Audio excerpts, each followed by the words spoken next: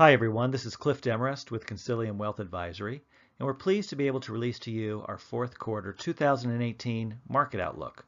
We thought we'd accompany that with a few slides and talking points to introduce some of the subjects that we'll be discussing with you in the weeks ahead.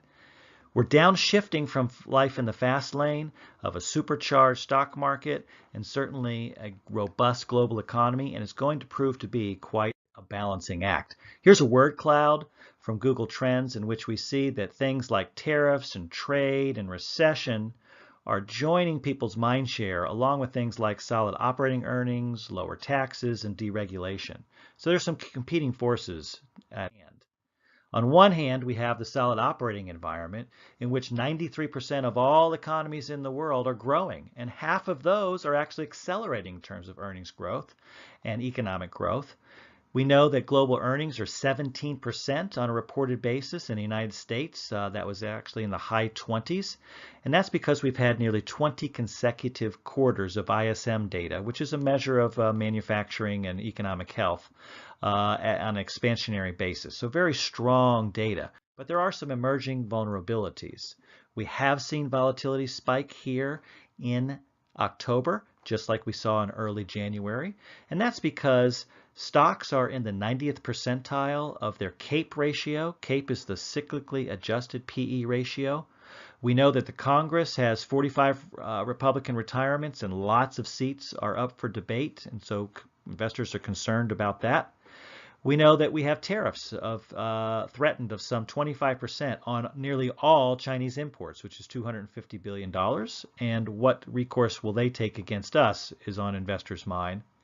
And of course, algorithmic trading, which is the supercomputers that read all the things like the Google Trend data I just showed you on the fly. They ramp up their trading, of course, and it's now 70% of trading. So whenever you have a either spike or a brief fallback in the stock market, that's certainly accentuated by the computers.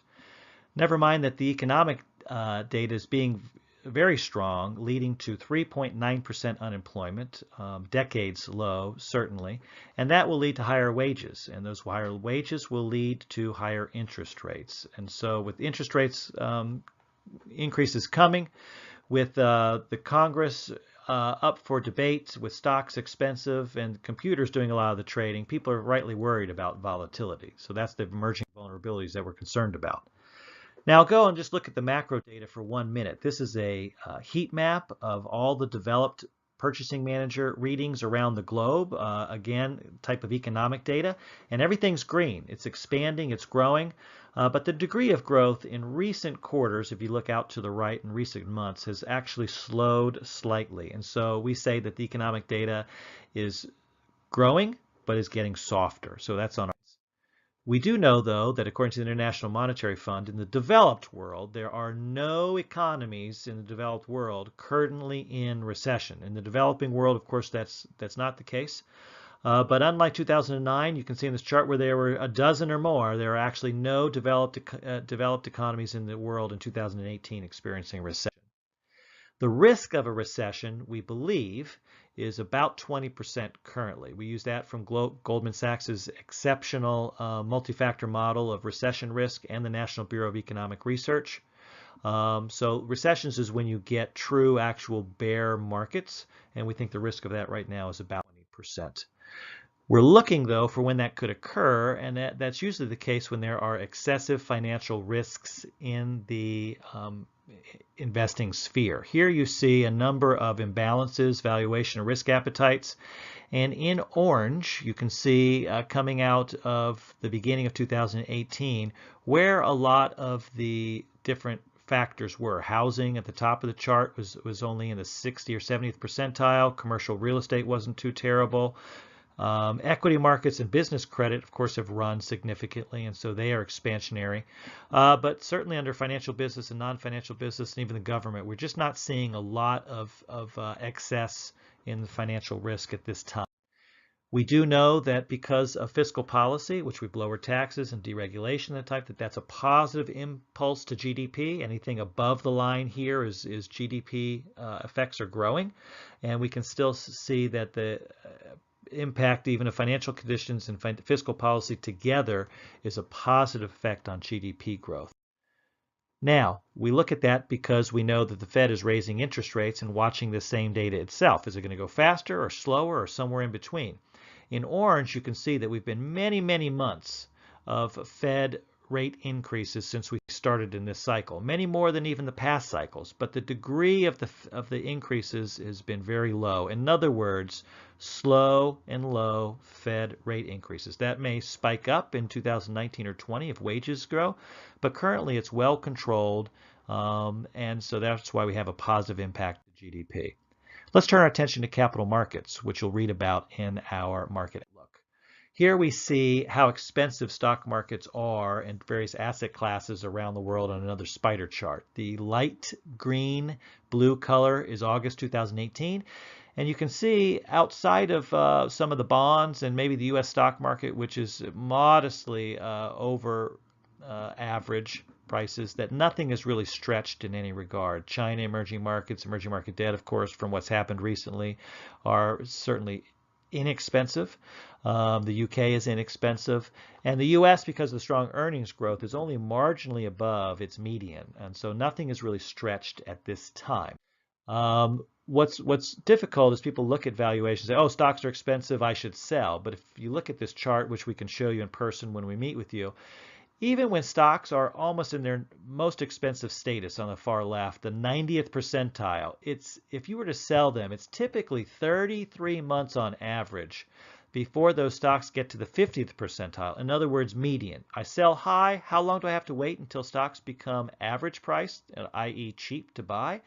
33 months. And the problem with that is along the way, if you're out of the stock market, you will miss some of the big gains. And on the right, we see that if you sell high and then buy back when you think things are cheaper, 70th percentile, then 60th, then 50th, you only make $43,000 on the growth of 100. But if you stay invested for that whole period, you will actually have $74,000. And so it just is better usually to stay invested. You can make some modifications to your allocations, certainly, which is what we do and advise clients. But to completely go out is to not win over the long run. And this showcases that thought again too. In the valuation decline in 1992 on the top and in 1997 on the bottom, you can see even though valuations declined over time from 92 to 94 or from 97 to 2006, during those periods of times, earnings still went up in both cycles. And surprisingly, the stock market went up. So you don't really want to be out for the gains that the market has over many cycles, over many decades, proven to deliver clients. Here we see where we're actually going to get some return from the S&P 500.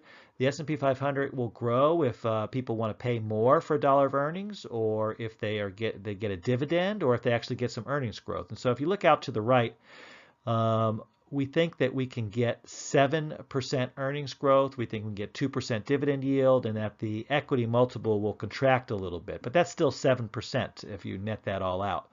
That's as opposed to this last year, the year that we're in right now, when we got 20% earnings growth and same dividend and some multiple contraction. We got 9% earnings growth. So nothing really dire for next year, and we think that it will be a positive, modest return. Now, what about government bonds? The yields are rising. We did this chart a few weeks ago, of course. On the far left, the yield is, of course, above 3% now, not 286.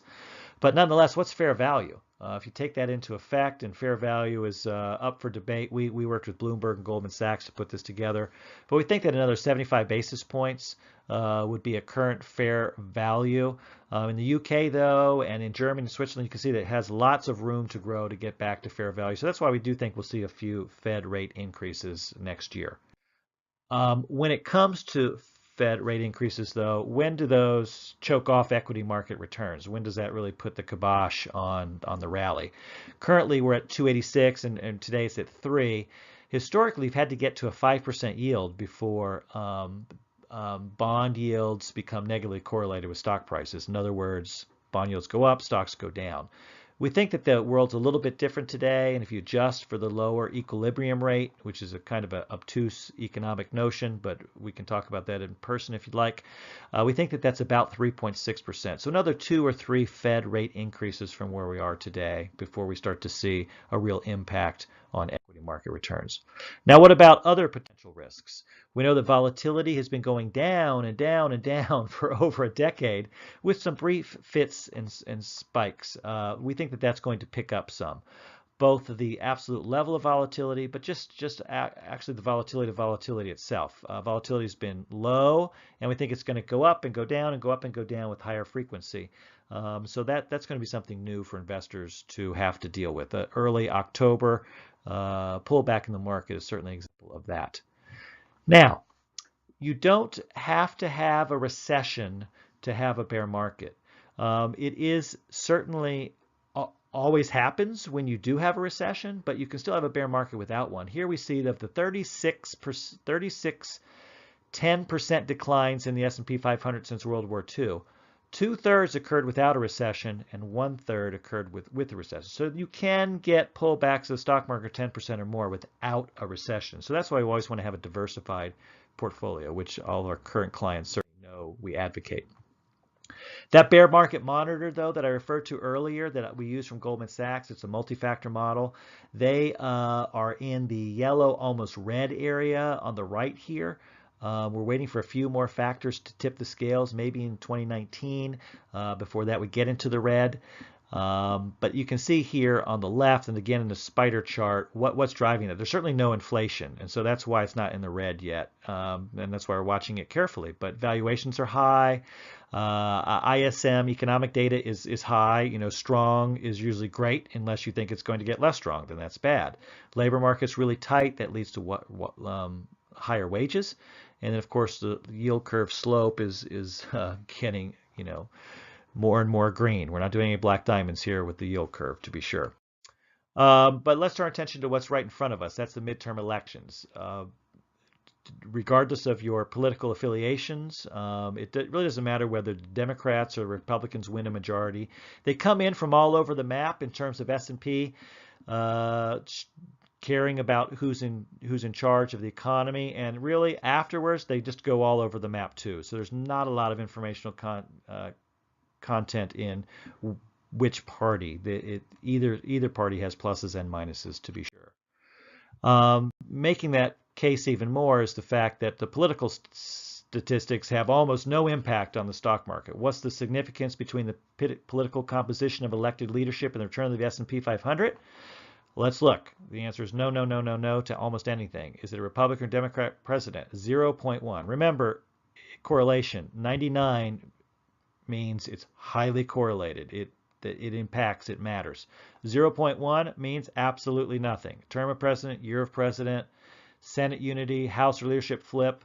I mean, all of these are below 10%. There's just no informational content. You'd be better to just ignore it. What does matter, though, is that just the elections themselves create uncertainty and investor angst. And here you can see in the middle of the graph is a line going up and down. That's the election, the midterm election. And what happens right before it to the left? The volatility of the S&P 500 declines. And we are a good couple of weeks away from that still, and that's why we're in the heart of increased volatility. We should see, if past cycles are any indication, that dark blue line on the bottom there starting to grow, and in other words, see some positive returns. But we're right now in the negative area of this historical map. So our key takeaways, which you'll read about in our market update, is that we see the macro expansion continuing, solid momentum, obviously positive fiscal impulses from the tax cuts, although they will fade, to be sure. The operating environment's very strong, high single-digit earnings growth next year, high 20s earnings growth this year in the United States, high teens outside of the world, outside of the United States, very strong. And with that's coming a more normalization of monetary policy, which will put a headwind. So we are looking for, those one-off geopolitical mistakes, or as I said earlier, just the volatility of volatility increasing. That's a new thing. It's been many years, and investors are going to have to get used to CNBC or Bloomberg screaming, "Oh, can you believe the market's up so much? Oh, can you believe it's down so much?" That's the good old days, as I used to call it, but that hasn't been true for many years. In that environment, we have asset class views, as you know. We are still overweight U.S. equities and large cap. We are equal weight the European equities, and we're underweight emerging markets for all the reasons that you would expect. Emerging market local debt has a high coupon, and so it's not necessarily terrible. And we have that upgraded recently to just the middle of the pack. We're not buying a lot of high yield bonds or government bonds. We're underweight those to be sure. Instead, we prefer alternatives to join the equities. Alternatives are things like hedge funds, private real estate, distressed debt, special situation managers like our BlackRock mandate that we have for everybody.